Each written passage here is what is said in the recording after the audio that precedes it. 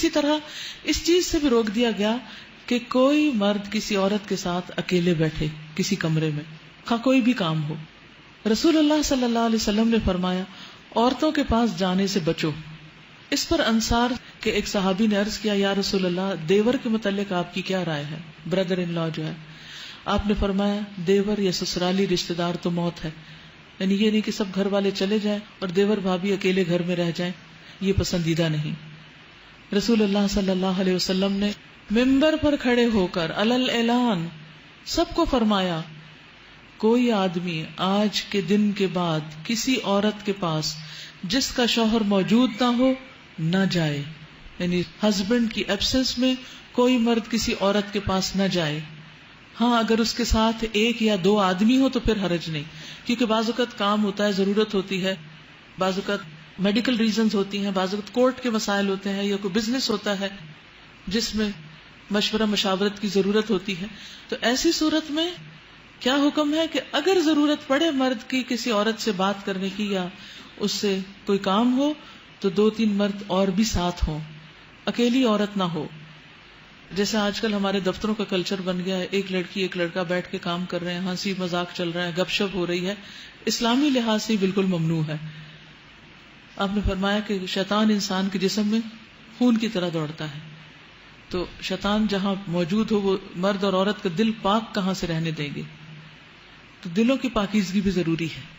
ذالکم اطہر لقلوبکم وقلوبہن، یعنی کوئی یہ نہیں کہہ سکتا کہ ہم کون سا کوئی برا کام کر رہے ہیں، کیونکہ انسان بظاہر اچھا کام کرتے ہوئے بھی اگر اپنے دل پہ پھر قابو نہ رکھ سکے اور انجام کار میں کہیں برا کر بیٹھے تو پہلے سے ہی حد بندی کر دی گئی، سد ذریعہ کر دیا گیا کہ جس ذریعے یا جس راستے یا جس دروازے یا جس ونڈو سے حرام تک انسان جاتا ہے وہ ونڈو بند کر دی جائے.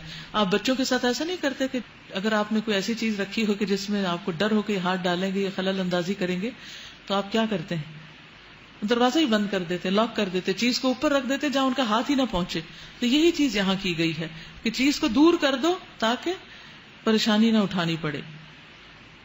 اگر ازواج مطہرات کے دلوں کی پاکیزگی کے لیے زیادہ بہتر ہے تو پھر عام لوگوں کی دلوں کی پاکیزگی کا کیا حال ہوگا؟ کیا عام لوگ ان سے زیادہ پاکیزہ ہیں؟ تو پردے کا اصل مقصد کیا ہے؟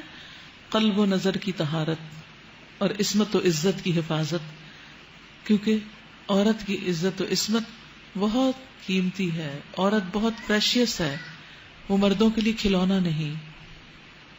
میری بیٹیاں جب چھوٹی تھی اور ان کو میں نے حجاب کروانے کے لیے کہا تو میں نے ان کو ایک مثال دی کہ جیسے سویٹ چیز کے اوپر مکھیاں آتی ہیں نا، تو اگر مکھی کو بیٹھنے دیا جائے تو کیا ہوگا؟ گندی ہو جائے گی، وہ چیز کھانے کے قابل نہیں رہے گی، بیکار ہو جائے گی. تو اسی طرح ایک عورت جو ہوتی ہے نا بہت سویٹ چیز ہوتی ہے، اور مردوں کی نگاہیں جو نا مکھیوں کی طرح ہے. تو آپ نے اپنے اوپر نہیں بیٹھنے دینی، آپ نے اپنے آپ کو ان سے بچا کے رکھنا ہے. وہ صرف اتنی بات تھی، بات سمجھ میں آ گئی کہ ہاں واقعی ہم کیوں اپنے اوپر مردوں کو نگاہیں ڈالنے دیں. تو پردہ کرنا بھی آسان اور اس کا مقصد اور طہارت جو قلب و نظر کی اور ویسے بھی عزت و آبرو اور عصمت کی حفاظت وہ بھی اس میں موجود. تو کسی بھی طرح سے آپ اگر یہ سمجھیں کہ اللہ تعالیٰ ہمارے لیے ہماری ماؤں سے بڑھ کر ہم سے محبت کرنے والا ہے تو وہ احکامات ہمیں کیوں دے رہا ہے؟ وہ ہمیں پروٹیکٹ کرنا چاہتا ہے. حجاب عورت کی پروٹیکشن کے لیے ہے، عورت کی حفاظت کے لیے ہے، عورت کو بہترین مقام دینے کے لیے ہے. حجاب عورت کو مردوں کے ہاتھوں کھلونا بننے سے بچاتا ہے.